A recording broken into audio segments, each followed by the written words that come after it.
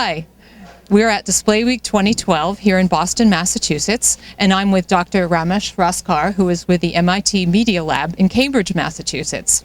Dr. Raskar is a keynote speaker at Display Week 2012, and he's been describing some of the exciting developments at the Camera Culture Club, which is part of the MIT Media Lab.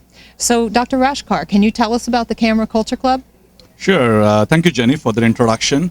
The Camera Culture Group at the Media Lab, we look at various ways to play with light, whether it's cameras, displays, medical imaging devices, a new field of visual social computing, and also a lot of mathematical and theoretical work on light propagation and Fourier optics and so on. Okay. So you've come up with some pretty exciting new developments, some experimental displays, and some things that look like they belong in a science fiction movie. Can you tell us about some of those? Sure. What we have realized is that we have moved away from the notion of old displays where one element maps to one pixel of a display.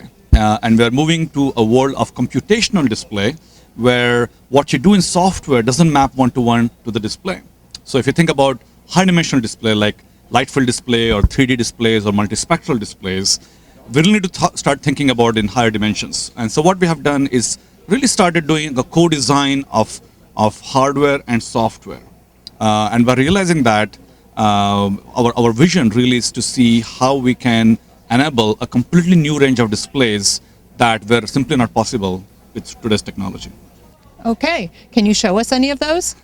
Sure. I mean, on one hand, we're working 3D displays where we're combining not a single layer of LCD, but multiple layers of LCDs. And we call them compressive display because these are lossy representations of 3D. But at the same time, instead of having a display that requires 600 gigabytes per second of bandwidth, we can achieve that in about 2 gigabytes per second.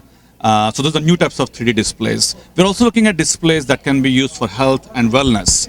An example here is something called Netra, which is a snap-on eyepiece that goes on top of a cell phone. You look through it, click on a few buttons, hit calculate, gives you data for prescription of your eyeglasses, but also can scan for your cataracts. So there's some interesting things happening in the display world, and by co-designing it with new types of computational and mathematical optimization techniques, I think we can take this in new domains. Wow, so you can take your prescription just with your phone and that lens. Yeah, because the elements that are used in high-end medical devices are basically what you have today in your mobile phones. Wonderful.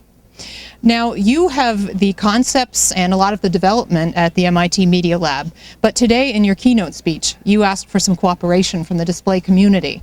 And so what kinds of work could the display makers out there do that would make your ideas come to fruition? Absolutely. I think we live in a world where the ecosystems are so complex. And although at the MIT Media Lab, we're doing a lot of computational work and we build a lot of prototypes, to make them really happen, we have to start from scratch. So when I described to you new types of 3D displays, we use a couple of LCDs. Right now, we just take off-the-shelf LCDs and rip them open and try to demonstrate the concept. But when we talk to our collaborators in large companies, we realize that they could actually start from scratch and think about LCDs that have unique pixel structures or color structures or timing patterns and so on. And I think it's really a call for collaboration to see how we can redesign some of the displays, but sometimes with minor tweaks, but maybe sometimes generational tweaks to really enable new visual experiences. Great. Well, I wish you luck with that. Thank you. Dr. Raskar, thank you so much for being with us. Display Week, Boston, Mass. 2012.